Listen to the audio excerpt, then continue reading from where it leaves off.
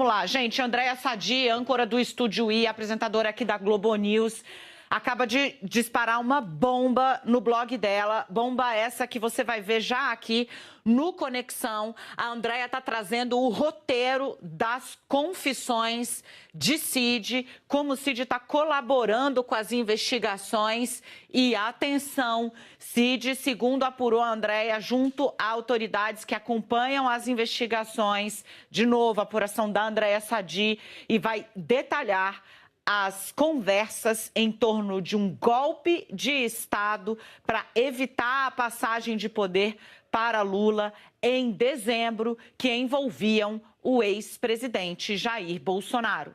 De novo, o Cid, segundo autoridades que conversaram com a Andréa Sadi, atestam, vai detalhar conversas que ele viu, que ele presenciou e que tratavam de um golpe de Estado. Além dele, estava presente também nessas conversas o ex-presidente Jair Bolsonaro.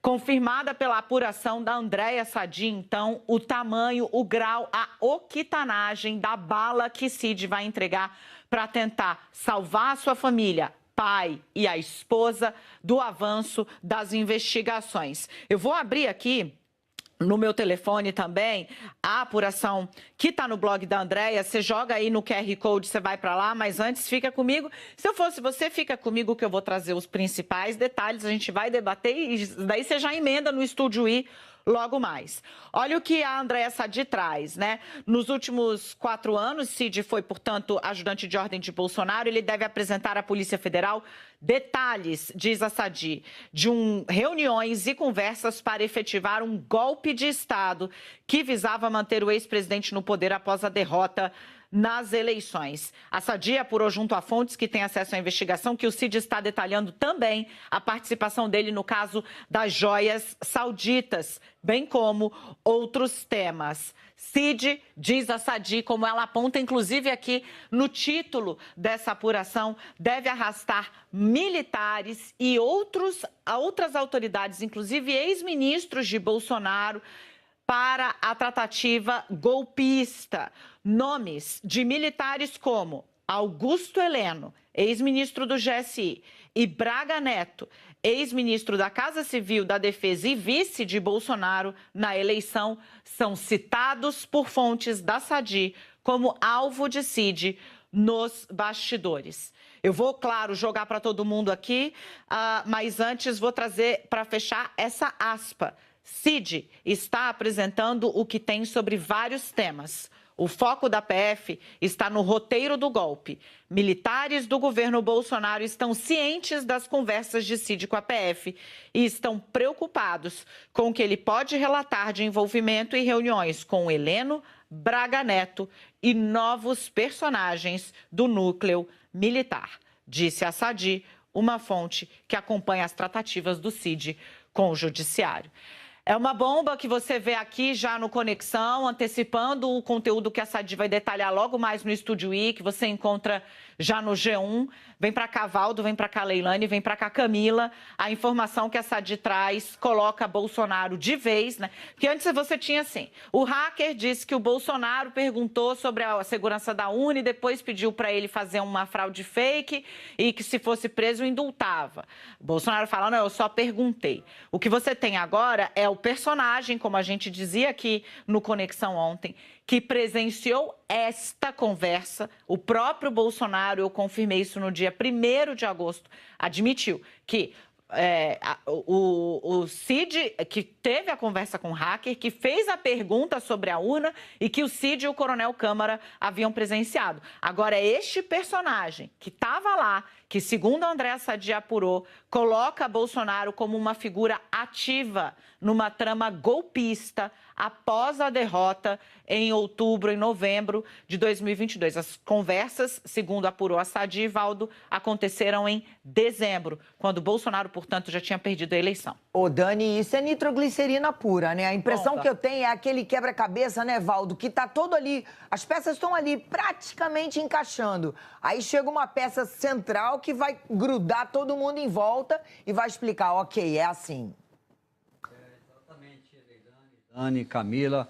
Não por outro motivo, a equipe de Bolsonaro sempre teve um grande receio de que isso acontecesse, que o Mauro Cid, tenente-coronel, ex-ajudante de ordens do ex-presidente, acabasse acertando uma colaboração premiada com a Polícia Federal. Tanto que durante o período que ele continua preso, né, Mauro Cid, quando ainda eram permitidas visitas até de pessoas relacionadas a esses casos, Fábio Weingarten, que é um estrategista de Bolsonaro, que é um jornalista e um advogado que presta serviços ali para Bolsonaro como consultor, ele se reuniu várias vezes com Mauro Cid na prisão. Esteve conversando com ele e até pouco tempo dizia que sabia que Mauro Cid não acertaria nenhuma colaboração com a Polícia Federal, que isso era tido como certo porque ele não teria o que falar contra Bolsonaro. Pois bem, agora o que a gente está vendo é exatamente o contrário. E aí, qual que é a dimensão de uma colaboração de Mauro Cid com a PF? Afinal, era ele, aquele assessor que estava colado em Bolsonaro a todo momento. Ele era mais do que um ajudante de ordens, ele era praticamente um operador do ex-presidente. Ele desempenhava funções que iam além daquelas destinadas a um ajudante de ordens. Ele cuidava dos pagamentos pessoais do ex-presidente e de sua família. Ele participava, olha só, né, de uma reunião com um hacker, né? Olha só a importância que Mauro Cid tinha na cozinha de Bolsonaro. Ele foi chamado para participar da reunião com Walter Delgatti, um criminoso, confesso, que estava ali para falar sobre como ele poderia invadir sistemas de internet ali, sites da Justiça Eleitoral, do Judiciário como um todo. Então, é alguém que detém muita informação e que agora sentiu, primeiro, começou a perceber que estava sendo quase que abandonado pelo ex-presidente. Um advogado de Bolsonaro, me recordo, deu entrevista no Estúdio I e disse o seguinte: olha, Mauro Cid tinha autonomia, ele fez isso por conta própria. A possibilidade disso ter acontecido é menor do que zero. Óbvio que tudo foi acertado com Bolsonaro. Mesmo que ele tenha feito algo ali sem o conhecimento do ex-presidente, ele com certeza, logo em seguida, informou Bolsonaro da operação, do saque, dos depósitos, da conversa, da reunião, teria comentado isso com o presidente. Era uma lealdade total. Essa lealdade começa a ruir, Camila, a partir do momento em que o pai dele acaba sendo envolvido nessa trama das joias. E aí não é que o pai foi envolvido, o pai estava envolvido... Encontrado, né? Rastreado, né? Exatamente, ele foi encontrado, Camila, nessas operações clandestinas de venda e recompra de joias. E é isso, olha só, gente, só para a gente ter aqui um roteiro inteiro também, lembrando, né, que o César Tralli, ele trouxe para a gente a informação de que era uma confissão tão robusta que pode virar uma delação. Esse é o caminho. O roteiro que o Mauro Cid pode dizer à Polícia Federal, a Andréa Sadi está trazendo para a gente. E eu quero trazer uma informação nova que vai casar com todo esse roteiro e tudo que a gente está tentando desenhado daqui para frente, que é o mais importante, ou seja, até onde Mauro Cid vai falar, o que Mauro Cid disser vai levar a uma delação, vai levar ao quê dentro desse cenário maior, que é a investigação sobre as joias, e dentro de um cenário maior ainda, que é uma investigação que encosta em militares e que, portanto, encosta em suspeita de atos golpistas.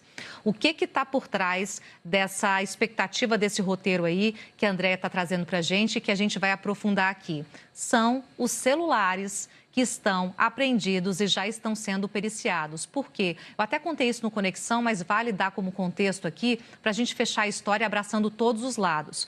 Os celulares que foram apreendidos, os 4 do ACF, que inclusive a PF teve que quebrar a senha, porque ele não queria entregar a senha, ou seja, não queria entregar o acesso, e também os celulares o celular, no caso do pai do Mauro Cid, eles são tidos pelos investigadores como um avanço que pode ser ainda maior em relação a militares e golpismo. Por quê? Porque Mauro Cid, general 4 estrelas, conversa com generais também, conversa com cúpula. A gente sabe que todos eles estavam embrenhados em teorias golpistas porque seguiam cegamente o que dizia Bolsonaro. E Bolsonaro, ele pregava o golpismo abertamente, de várias formas possíveis, e é investigado por isso em várias frentes. Portanto, o que o meio militar, que a gente também já antecipou aqui, está se movimentando é para tentar fazer uma circuncisão nessa história. Porque todo mundo sabe, na PF isso é dito abertamente, esses celulares são nitroglicerina pura e o conteúdo deles está sendo mostrado ao Mauro Cid. Amanhã ele volta a depor, é uma extensão, digamos assim, do que ele pode entregar à Polícia Federal, mas o fato é, o que a Polícia Federal tem nas mãos é inegável. E aí vem a posição da defesa e do próprio Mauro Cid junto à família. Dito isso, posto isso, com tudo isso na mão, o que você vai fazer, Mauro Cid? E o que ele está fazendo agora é, diante dos fatos, avançando e entregando, inclusive, roteiro golpista, como mostrou Andréia, mas o contorno geral dessa história é esse, os celulares, as conversas, porque eles podem ampliar muito. Quando eu falei essa história dos celulares, já vou jogar aí para a gente continuar o jornal, eu falei, inclusive, do grande medo que eles tinham e que a própria PF acha que vai chegar. Braga Neto, General Ramos e outros, General Heleno, todos os aliados da órbita mais próxima, encostadinha ali no presidente Bolsonaro, no ex-presidente, aparecerem nessas mensagens. Porque quando você olha a rede de conversas, é obviamente que essa rede de conversas, ela se replica na rede de mensagens.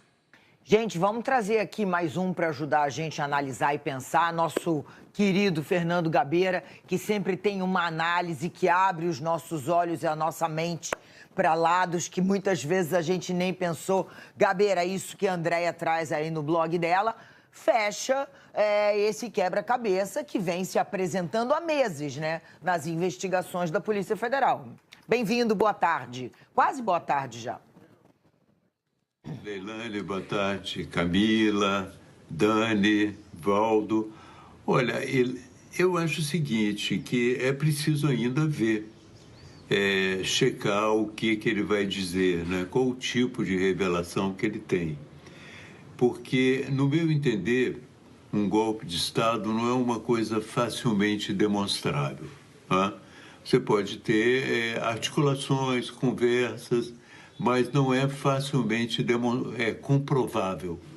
Então, a minha ideia era a seguinte, de, em primeiro lugar, analisar o que ele está dizendo. Cada ponto que ele afirma ter sido um movimento golpista, uma articulação golpista, analisar isso. Muito possivelmente não existem provas além de conversas no WhatsApp, não é?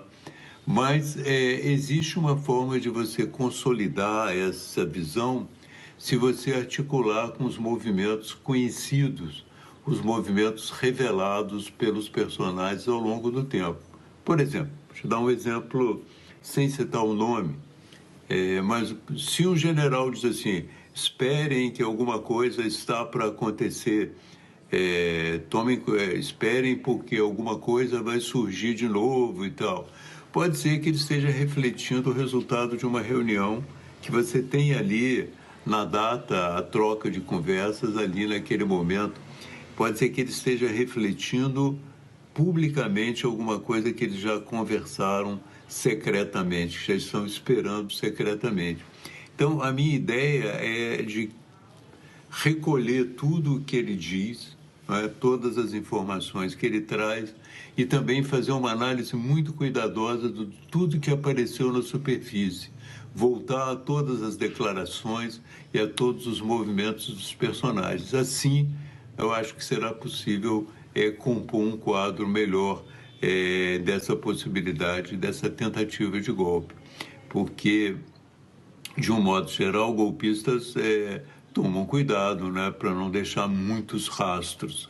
Exceto no momento, na época eletrônica, eu não me lembro de nenhum golpe de Estado que tenha sido revelado já depois da Revolução Digital, em que você tivesse o WhatsApp no meio do caminho, né?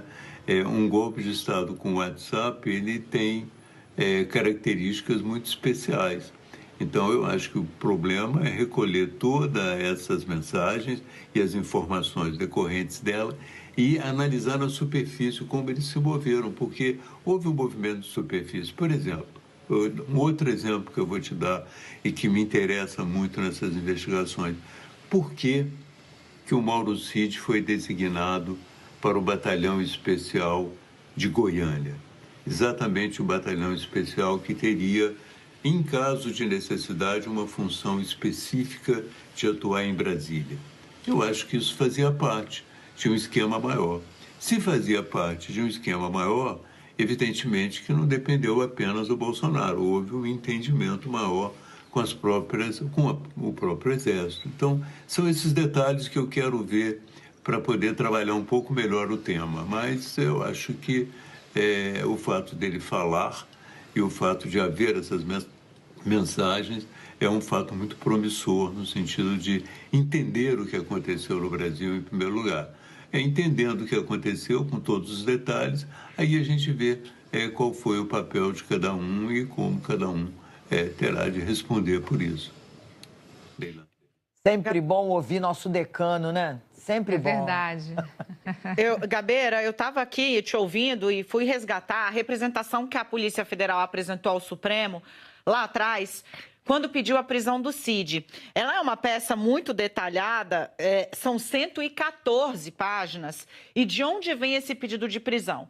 Depois da análise do material já apreendido no celular do Mauro Cid. Porque o Gabeira está falando, olha, dificilmente vai ter prova para além do que estava no celular. Então, eu recuperei aqui, busquei nos arquivos da memória e fui atrás. O celular do Mauro Cid, só ele, hein, Gabeira? Só o telefone já entregava que houve participação de um militar que está preso, inclusive com ele, o Ailton Barros, o Elcio Franco, que era número 2 do Pazuello no Ministério da Saúde, que essas pessoas participavam do clamor, do convencimento de Bolsonaro por um golpe de Estado, pela opção de um golpe de Estado, e essas pessoas diziam ali que se Bolsonaro não confiasse no alto comando do Exército para tomar a decisão, que ele, então, recorresse a uma subvenção das forças por meio de batalhões de operações terrestres e de operações especiais do Exército, por exemplo, inclusive de Goiânia. Também no celular do Mauro Cid, você tem material que levou a Polícia Federal a afirmar que o papel do Cid nessa articulação golpista ou pró-golpe era tentar dar lustro jurídico. Ele chega a encomendar e a receber pareceres defendendo o que eles chamavam lá de intervenção, que na verdade é um eufemismo para golpe de Estado. O fato é que ter o próprio Cid agora explicando o contexto, né, quem mandou ele encomendar, por quanto tempo ele buscou, como se chegou a esses nomes e mais, né, quem foi que abriu a porta para a discussão de um golpe, inclusive com subvenção do alto comando do Exército, caso não houvesse engajamento, para mim, é como a Leilani mostra, né? Fecha um quebra-cabeças, porque o grande problema do Mauro Cid é que, como a gente usa a expressão do Teori Zavascki aqui no Conexão, como se puxa uma pena e vem uma galinha. No caso dele, ele robusteceu não uma, não duas, mas 3 investigações que colocam Bolsonaro ali como pivô de um problemaço. A primeira, o dos cartões de vacina falsos, porque agora todo mundo está dando como nem aí, mas o Bolsonaro tinha um cartão de vacina falso no nome dele. A discussão é se o Cid fez porque quis ou se pediram. 2, a questão do golpe de Estado, que está muito documentado ali, inclusive com as digitais desses militares, alguns da reserva e outros da ativa. E 3, o caso das joias. Assim, o telefone do Cid já era uma bomba, a colaboração dele, se a disposição está sendo essa, alegada pelo investigador ouvido pela SADI, é a questão de envolver, inclusive, outros nomes mais graúdos, como General Heleno, General Braga Neto. Nossa, eu imagino o que vai vir por aí, porque só o telefone dele já era uma bomba. Seguimos, Valdo? Quer falar? Gabeira? Voltamos já já? Voltamos já já. Então tá bom.